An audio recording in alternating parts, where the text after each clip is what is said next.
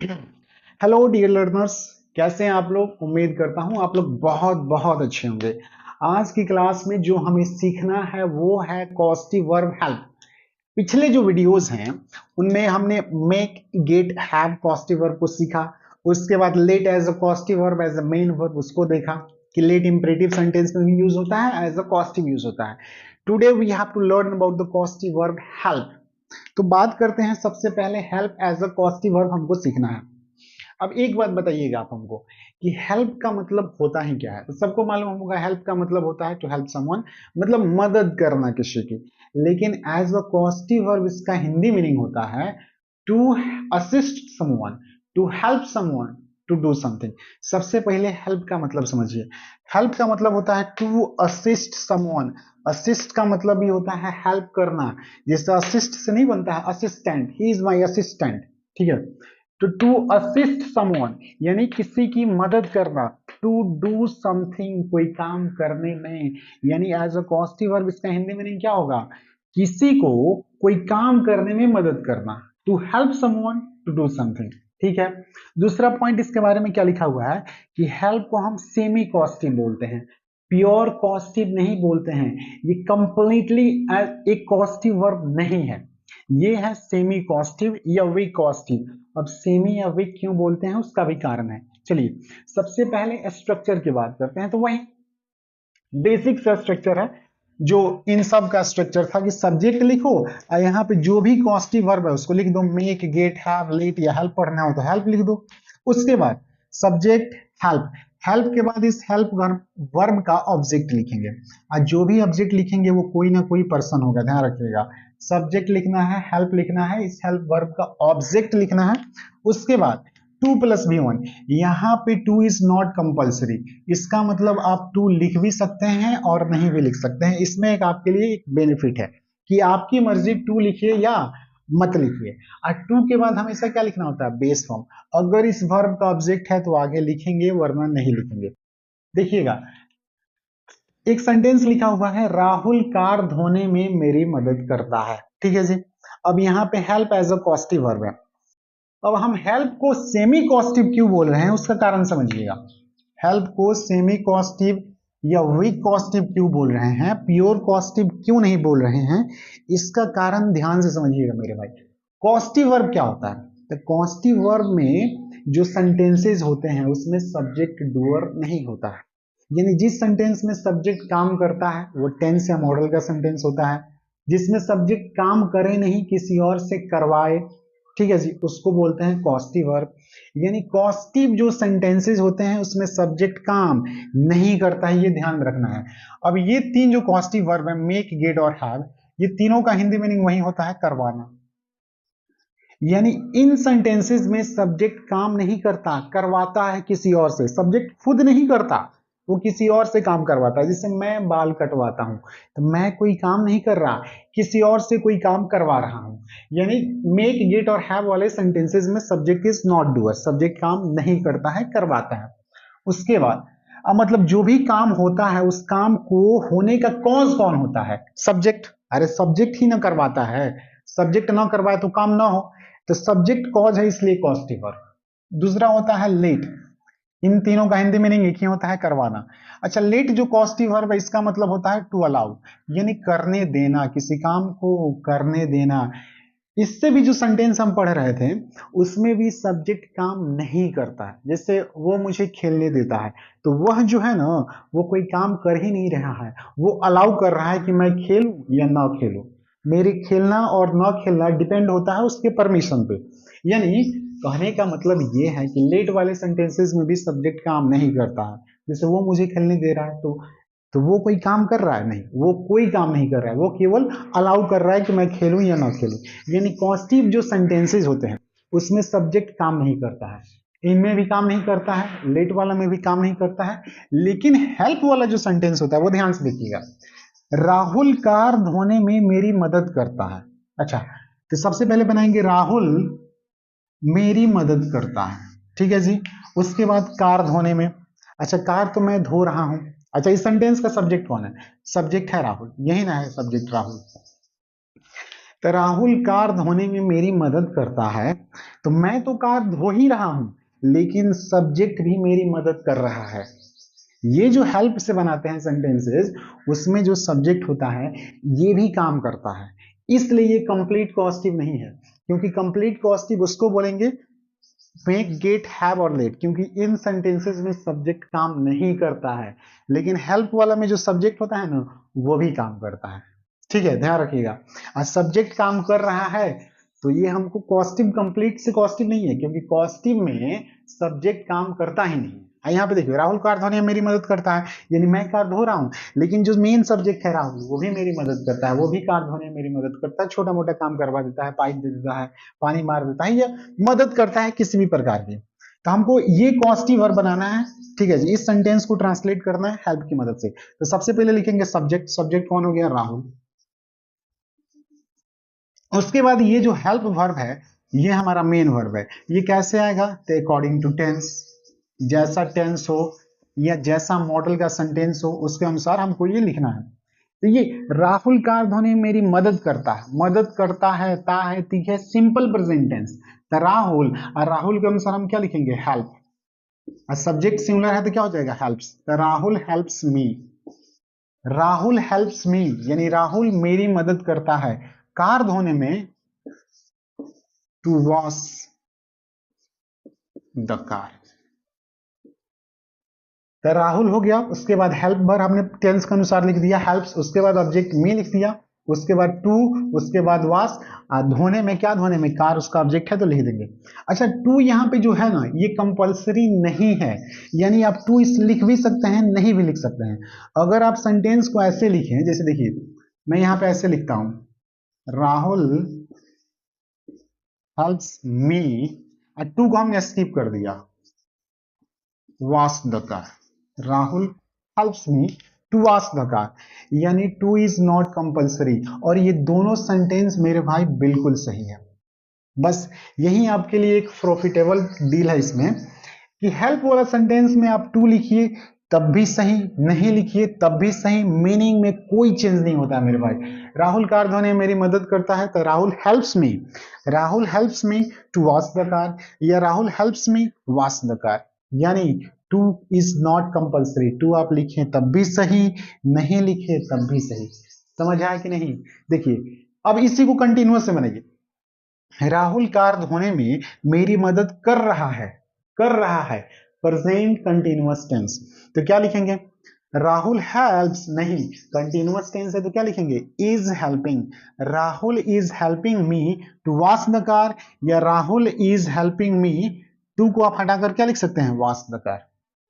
Rahul car धोने में, राहुल ने कार धोने में मेरी मदद की है, प्रेजेंट परफेक्ट टेंस। तब कैसे बनेगा, राहुल हैज हेल्प्ड मी।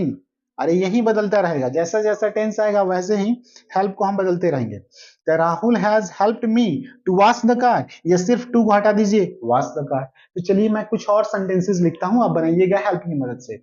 यहाँ पे दूसरा सेंटेंस चाहिए, चलिए देखिएगा यहाँ पे मैंने कुछ और सेंटेंसेस लिखा हुआ है, सेंटेंस नंबर 2, 3 और 4। अब बनाना बहुत आसान है, देखिए कैसे बनाते हैं। सबसे पहले हमको सब्जेक्ट लिखना है, उसके बाद हेल्प लिखना है, जैसा टेंस होगा हेल्प के बाद ऑब्जेक्ट लिखिए। ठीक है जी, सब्जेक्ट मदद करेगा, जिसकी भी मदद करेगा वो कोई ना कोई पर्सन होगा, इसलिए यहाँ पे ऑब्जेक्ट कोई ना कोई पर्सन आएगा। और जिस काम में मदद करेगा उसके साथ आप टू लिखिए या मत लिखिए, आपकी मर्जी, दोनों केसेस में सही है। ठीक है जी। अच्छा, इसको सेमी कॉस्टिव बता चुके हैं, क्यों बोलते हैं, क्योंकि कॉस्टिव सेंटेंसेस में सब्जेक्ट जो होता है वो नॉन डूअर होता है। जैसे मेक, गेट, हैव और लेट वाला जो सेंटेंसेस है उसमें सब्जेक्ट कोई काम करता नहीं है, या तो करवाता है या अलाउ करता है, खुद नहीं करता है। लेकिन जो हेल्प वाला सेंटेंस है उसमें वो हेल्प करता है, यानी वो डूअर होता है, इसलिए सेमी कॉस्टिव। प्योर कॉस्टिव नहीं होता है हेल्प जो है ना, ये प्योर कॉस्टिव वर्ब नहीं है, सेमी कॉस्टिव वर्ब है। और इसमें ये चीज है कि आप टू लिखिए या मत लिखिए। जैसे उसने खाना बनाने में मेरी मदद की, सिंपल पास्ट टेंस, मेरी मदद की, सिंपल पास्ट टेंस। सब्जेक्ट कौन, उसने, उसने का मतलब ही लिखो या सी लिखो, ही। सिंपल पास्ट टेंस है, सिंपल पास्ट टेंस को कैसे ट्रांसलेट करते हैं, बी टू से। तो हमारी उसने मदद की तो क्या लिखेंगे, ही हेल्प्ड, उसने मदद की, किसकी मदद की, मेरी। तो लिखेंगे ही हेल्प्ड मी खाना बनाने में, टू कुक फूड। तो ये क्या बन जाएगा, ही हेल्प्ड मी, क्योंकि सिंपल पास्ट टेंस है, यहाँ पे V2 सिंपल पास्ट टेंस। तो ही हेल्प्ड मी, उसने मेरी मदद की, टू कुक फूड, खाना बनाने में। आप चाहे टू लिख भी सकते हैं और नहीं भी लिख सकते हैं, ऐसे भी लिखिएगा तब भी सही है। He helped me cook food, उसने खाना बनाने में मेरी मदद की। अगर इसी को कंटिन्यूअस टेंस में आप लिखना चाह रहे हैं, ये पास्ट है, पास्ट कंटिन्यूअस बनाइए। उसने या वह खाना बनाने में मेरी मदद कर रहा था, कर रहा था, पास्ट कंटिन्यूअस टेंस। तो इसको किसके में बदल देंगे, पास्ट कंटिन्यूअस में। तो he was helping me to cook food, या he was helping me cook food. समझ आया ना जी। तो ये सारा खेल टेंस जैसे जैसे बदलेगा वैसे ही आपको हेल्प को चेंज करते जाना है। नेक्स्ट देखिएगा, मैं अंग्रेजी सीखने में आपकी मदद करूंगा, simple future tense. Simple future tense को कैसे बनाते हैं, शैल या विल और उसके बाद V1, ठीक है जी, इससे बनता है। तो मैं अंग्रेजी सीखने में आपकी मदद करूंगा, तो क्या लिखेंगे, आई विल या आई शैल हेल्प यू। सबसे पहले मैं आपकी मदद करूंगा, मैं आपकी मदद करूंगा, ये बन गया आई विल हेल्प यू। किस चीज में मदद करूंगा, अंग्रेजी सीखने में, to learn English, to learn English. चलिए, आप चाहें तो यहां से यू को स्किप भी कर सकते हैं, आप ऐसे भी बोल सकते हैं I will help you learn English, तब भी सही है। चलिए, तुम्हें ये काम करने में मेरी मदद करनी चाहिए, चाहिए मतलब मॉडल। अब मॉडल किससे बनता है, यहाँ पे चाहिए के लिए जो मॉडल यूज होता है वो शुड। अब मॉडल के साथ हमेशा बेस फॉर्म लिखते हैं यानी V1। तो क्या बनाएंगे, सबसे पहले तुम्हें मेरी मदद करनी चाहिए, ये क्या बनेगा, तुम्हें मेरी मदद करनी चाहिए। तो यू, उसके बाद शुड, उसके बाद help me, you should help मी, तुम्हें मेरी मदद करनी चाहिए किस काम में, ये काम करने में। तो to do this work, you should help me to do this work, तुम्हें ये काम करने में मेरी मदद करनी चाहिए। अब यहाँ पे टू इज नॉट कंपल्सरी, आप इसको हटा दीजिए तब भी सही है। You should help me do this work, तुम्हें ये काम करने में मेरी मदद अवश्य करनी चाहिए। You must help me to do this work, you must help me do this work, ठीक है जी। तुम ये काम करने में मेरी मदद कर सकते हो, you can help me to do this work, या you can help me do this work. कहने का मतलब है कि टू लिखिए तब भी सही है, नहीं लिखिए तब भी सही है, ठीक है जी। तो किसी भी टेंस में बनाइए, बहुत आसान है। एक बार सबको हम समरी एक बार सबका एक साथ लिखवा देते हैं कि किसका क्या मतलब है, ठीक है जी। ये ध्यान में रखिएगा कि इसको सेमी कॉस्टिव क्यों बोलते हैं, ठीक है। चलिए नेक्स्ट, नेक्स्ट क्या बोलते हैं उसको, नेक्स्ट स्लाइड में देखते हैं, ठीक है जी। नेक्स्ट स्लाइड में देखते हैं कि क्या क्या, तो ये आपको समझ आ गया होगा। चलिए नेक्स्ट स्लाइड में आते हैं। तो देखिएगा, हेल्प मेरे भाई बहुत आसान है, ठीक है जी। आपको हेल्प लिखना है, उसके बाद ऑब्जेक्ट लिखना है, टू लिखिए या मत लिखिए, आपकी मर्जी। तो वो आपकी मदद करेगा, जो भी काम करने में मदद करेगा उसके साथ आप टू लिखिए तब भी सही है, नहीं लिखिए तब भी सही है। हेल्प में कोई डाउट हो तो प्लीज आप पूछ लीजिएगा। अब आते हैं नेक्स्ट स्लाइड में, देखते हैं नेक्स्ट स्लाइड में हमको क्या पढ़ना है। यहाँ पे तो कॉस्टिव वर्ब हम सब पढ़ ही चुके हैं, लेकिन एक बार सबको समरी सिनॉप्सिस कर देते हैं। तो let's see the next slide.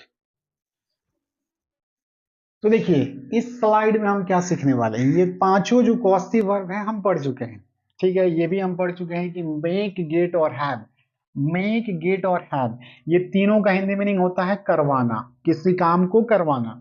Late का मतलब होता है अलाउ करना, करने देना, और हेल्प का मतलब होता है मदद करना, किसी को कोई काम करने में मदद करना। लेकिन मेरे भाई, ये जब तीनों का मतलब करवाना होता है तो कौन कौन से सिचुएशन में, देखिएगा। मेक का मतलब करवाना तो होता है, लेकिन फोर्स करके, क्या करके, फोर्स करके। टू फोर्स समवन, किसी को फोर्स करना, टू डू समथिंग, की कोई काम करे। तो जब भी आप फोर्स करके काम करवाते हैं तो वहां पे यूज करते हैं, हम यूज करते हैं मेक। लेकिन फोर्स करके नहीं, फोर्स मतलब समझते हैं ना, जबरदस्ती करके। जैसे मान लो मैंने लिखा मैं रंजन से अपना कार धुलवाता हूं, तो रंजन कोई है जिससे मैं जबरदस्ती कार धुलवा रहा हूं, जबरदस्ती फोर्स करके, तो इसको हम मेक से बना सकते हैं। कैसे बनाएंगे, तो पता ही है, क्या लिखेंगे, आई मेक, उसके बाद क्या जी, Ranjan, sorry, I make Ranjan wash my car, ऐसे बना सकते हैं। तो जब भी आपको मेक से बनाया जाए, मेक का तो स्ट्रक्चर याद होगा, मेक के बाद हमें क्या लिखना होता है, डूअर ऑफ द एक्शन, उसके बाद V1, ठीक है। आई make Ranjan wash my car, यानी जब भी मेक से बनाया जाए तो इसका मतलब तो करवाना तो होता है, तीनों का मतलब करवाना होता है, मेक गेट और है, लेकिन फोर्स करके करवाइए। जब रंजन से आप जबरदस्ती फोर्स करके कार धुलवा रहे हैं तो यहाँ पे मेक लिखा हुआ है। अब गेट, गेट का मतलब क्या होता है? To convince, to convince someone, किसी को कन्विंस करके, टू डू समथिंग, कि किसी को कन्विंस करना कि वो कोई काम करे। कन्विंस का मतलब होता है समझाना, बुझाना, राजी करना। मान लीजिए रंजन आपका दोस्त है, उससे बहला फुसला कर आप कार धुलवा लेते हैं, या समझा कर, या राजी करके, मतलब जबरदस्ती नहीं, राजी करके काम करवाते हैं, तो वहां पे यूज होता है गेट। ठीक है जी। हैव का मतलब to assign someone to do something, to assign someone, किसी को सौंप देना, टू डू समथिंग, कोई काम करने के लिए, क्योंकि वो काम उसका ड्यूटी होता है या जॉब होता है। ठीक है जी, तो ये करवाना तीनों है, लेकिन जहां पे मेक लिखा हो इसका मतलब आप फोर्स करके जबरदस्ती करवा रहे हैं, जहां पे गेट लिखा हो इसका मतलब आप कन्विंस करके, उसको समझा बुझा के, राजी करके करवा रहे हैं, और जहां पे असाइन लिखा है इसका मतलब वो काम उसका ड्यूटी है, जॉब है। जैसे मैं यहाँ पे अगर मैं गेट से बनाता हूँ, जैसे देखिएगा, आई make Ranjan wash my car, तो मेक लिखने का मतलब मैं फोर्स करके वो काम उससे करवा रहा हूँ, मैं फोर्स कर रहा हूं जबरदस्ती। लेकिन अगर मैं ऐसे बनाऊं, आई गेट, ठीक है, आई गेट रंजन, जब गेट लिखते हैं तो डूअर ऑफ द एक्शन के बाद क्या आ जाएगा? 2+V1।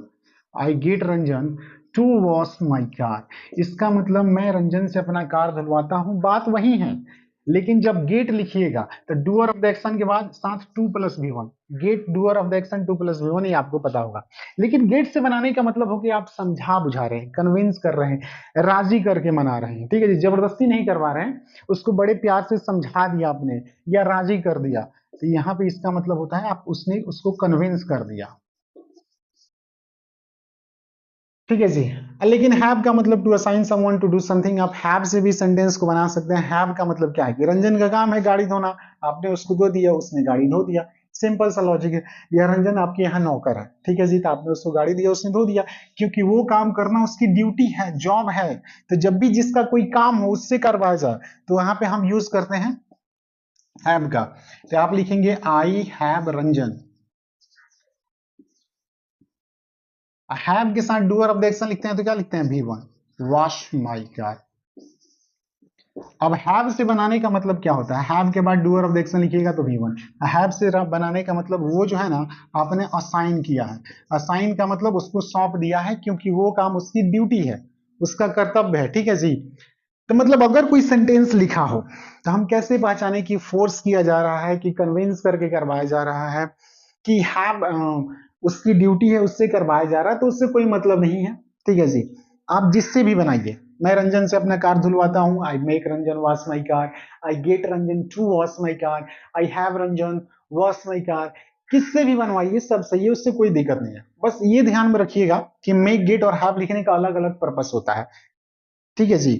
मेक लिखने का मतलब आप फोर्स करके जबरदस्ती काम करवा रहे हैं, गेट लिखने का मतलब आप उसको समझा बुझा कर, राजी करके, ठीक है जी, बड़े प्यार से वो काम करवा रहे हैं। ठीक है जी। हैव का मतलब वो काम करना उसकी ड्यूटी है, आप उससे वो काम करवा रहे हैं। हैव के दोनों स्ट्रक्चर से ये बन जाएगा, पता है ना जी, गेट का दूसरा structure get plus subject plus V3, have plus subject plus V3, ऐसे ही बना सकते हैं। I got my car washed by Ranjan, या I have my car washed by Ranjan, आप ऐसे ही बना सकते हैं। तो बहुत सिंपल है। ठीक है जी। मेक गेट और हैव तीनों का हिंदी मीनिंग होता है करवाना, मेक टू फोर्स करके करवाना, गेट कन्विंस करके, समझा बुझा कर, राजी करके करवाना, हैव का मतलब होता है टू असाइन करके करवाना, मतलब वो काम उसकी ड्यूटी है, आप उससे करवा रहे हैं। अच्छा, अब बात करते हैं लेट के। तो लेट तो आपको पता ही होगा, लेट का मतलब अलाउ करना। जैसे मैं यहाँ पे एक सेंटेंस लिखूं, दूसरा सेंटेंस, जैसे यहाँ पे, वो मुझे खेलने देता है, तो वो कोई काम नहीं करता, मुझे कोई काम करने देता है। ये काम होने का कॉज क्या है? वो, अगर वो मुझे नहीं खेलने देता तो मैं नहीं खेलता, तो ये काम होने का कॉज ही है सब्जेक्ट, इसलिए ये क्वेश्चन वर्ब है। वो मुझे खेलने देता है तो क्या बनाएंगे? ही। लेट सिंपल प्रेजेंट टेंस है तो क्या लिखेंगे? Let's, he let's me play. तो लेट का मतलब क्या होता है? अलाउ करना। टू अलाउ, किसी को अलाउ करना, to allow someone to do something, कोई काम करने के लिए अलाउ करना। आप सब्जेक्ट जब अलाउ करता है तभी वो काम होता है, यानी इस काम को होने का कारण सब्जेक्ट होता है, समझ रहे हैं जी। तो इसका मतलब क्या बन जाएगा, ही लेट्स मी टू प्ले। अब देखिएगा तीसरा सेंटेंस, तो देखिएगा यहाँ पे मैंने एक और सेंटेंस लिखा, वो मुझे खेलने देता है, ये तो आप समझ चुके हैं कि इसमें सब्जेक्ट कॉस्टिव वर्ब है, तो वो तो कोई काम करेगा नहीं, वो अलाउ करता है कि मैं खेलूं, यानी खेलने का काम हो रहा है क्योंकि वो मुझे अलाउ कर रहा है, यानी खेलने का काम होने का पीछे का कॉज क्या है वो। तो जब भी सब्जेक्ट कॉज हो तो वैसे वर्ब को बोलते हैं कॉस्टिव वर्ब। लेट वाला जब भी कोई सेंटेंस आएगा तो इसको कॉस्टिव वर्ब क्यों बोलते हैं, क्योंकि यही अलाउ करता है, सब्जेक्ट ही अलाउ करता है कि कोई काम हो, अगर ये अलाउ ना करे तो कोई काम भी ना हो। तो अगर ये अलाउ करता है तो वो काम होता है, यानी वो काम होने के पीछे का कॉज ही है सब्जेक्ट, और जब कॉज ये है तो इसी को बोलते हैं कॉस्टिव वर्ब, क्योंकि सब्जेक्ट इज द कॉज। समझ आया, तो ये हो गया। अब वो काम कमरा साफ करने में मेरी मदद करता है, तो कैसे बनेगा, तो क्या बनेगा, ही, अभी तो पढ़े हैं ही। उसके बाद मदद करता है तो helps me to clean the room. इसको एक और तरीके से बना सकते हैं क्या, हेल्प वाला में टू कंपलसरी नहीं है, आप हेल्प टू को चाहे तो स्किप भी कर सकते हैं मेरे भाई, क्या लिख सकते हैं, he helps me clean the room. तो बस यही है पांचों कॉस्टिव वर्ब, बहुत आसान है, एक बार ध्यान से समझ लीजिए। मेक, गेट और हैव तीनों का मतलब होता है करवाना। अच्छा, कैसे कैसे करवाना, जब भी कोई काम आप जबरदस्ती करवाएं, फोर्स करके करवाएं तो मेक, कन्विंस करके, राजी करके, समझा बुझा के किसी से काम करवाएं तो गेट। अब कोई काम करना उसकी ड्यूटी है, उसका जॉब है, ड्यूटी और जॉब वाले से वो काम करवा रहे हैं तो वो होता है हैव। अब सेंटेंस लिखा हो कैसे पता करें कि ड्यूटी है कि जॉब है कि आप जबरदस्ती करवा रहे हैं, तो कोई दिक्कत नहीं, कैसे भी बनाइए सब सही है, ठीक है जी। कंडीशन अगर आपको नहीं पता है कि फोर्स करके किया जा रहा है कि कन्विंस करके किया जा रहा है कि वो उसका जॉब है इसलिए किया जा रहा है, तो आप किसी भी से बनाइए सारा सही है। लेट तो पता है, अलाउ कर देना, हेल्प कोई काम करने में उसकी मदद कर देना, यही सारे कॉस्टिव वर्ब्स थे। बहुत आसान है मेरे भाई, आप ध्यान से पढ़े होंगे तो आपको समझ आया होगा। थैंक यू, ठीक है जी। Thank you for watching this video. उम्मीद करता हूं आपको ये सारे लेक्चर अच्छे से समझ आएंगे, सब कुछ आज समझ आया होगा। ये सिनॉप्सिस था, यही पांचों कॉस्टिव वर्ब होंगे। अब नेक्स्ट जो क्लासेज है उसमें हम आर्टिकल्स पढ़ाने वाले हैं। तो if you don't know about the articles, the fire concept of articles, बिल्कुल बेसिक से, आर्टिकल तो और आसान है मेरे भाई, क्योंकि लॉजिक है। आर्टिकल जब पढ़िएगा तो वो लॉजिक चीजें हैं, उसको समझना पड़ेगा, तो छोड़िए उसको। Thank you for watching this video, आज के लिए इतना ही, that's all for today. Keep sharing this video with your friends, with your relatives, and keep supporting us. Thank you very much.